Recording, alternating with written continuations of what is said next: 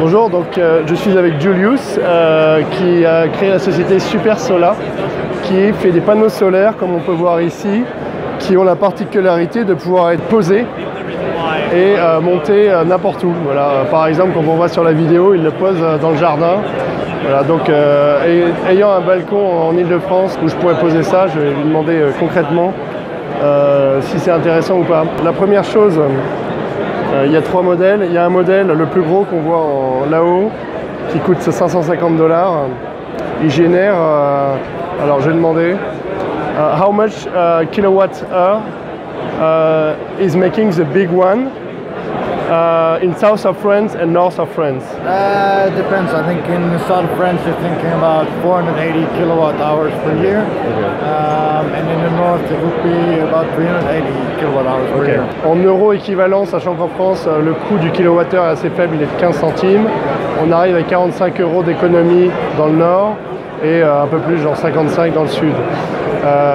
Voilà, sachant que ça coûte 400 € en 10 ans, c'est amorti.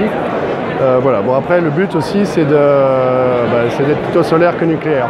Alors le truc que j'ai trouvé intéressant, c'est qu'il y a une prise électrique, on branche comme si c'était un appareil électrique et il va livrer l'énergie directement sur le circuit.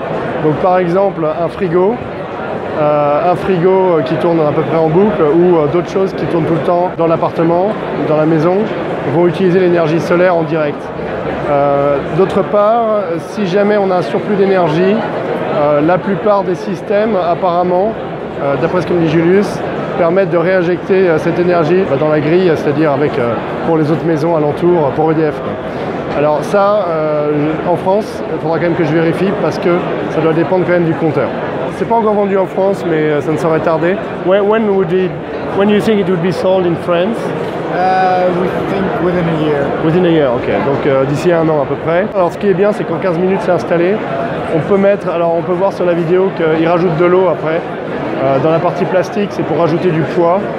Parce que voilà, s'il y a des grosses intempéries, et malheureusement il y en a de plus en plus, s'il y a beaucoup de vent, ça peut s'envoler quoi. Donc avec l'eau, ça fait 100 kg, a priori ça bouge pas. Donc j'ai demandé s'il faut les rabattre quand il y a des tempêtes, enfin quand il y a du vent, il dit non, sauf s'il y a vraiment un ouragan. Et voilà, ils l'ont livré à des sociétés militaires à Saint-Martin, parce que c'est les seuls qui peuvent être rétractés comme ça, de telle sorte que ça ne s'abîme pas quand il y a des tempêtes. Une cellule permet de générer entre 10 et 15% de l'énergie nécessaire à une maison. Voilà, donc il faudra que je vérifie quand même la définition de la maison, combien de personnes, quelle surface. Et on peut en mettre, j'ai vu, jusqu'à 15 unités. Donc en gros, si on en a 10 et qu'on est dans le sud de la France, théoriquement, ça génère toute l'énergie de la maison. Voilà. Moi, ce que je trouve intéressant, c'est que c'est super modulable. Et j'aimerais bien en tester un à la maison, je vais voir si c'est possible. Ce qui fait qu'au bout d'1 an, on verra ce que ça donne. Et je vous donnerai les chiffres concrets. Merci.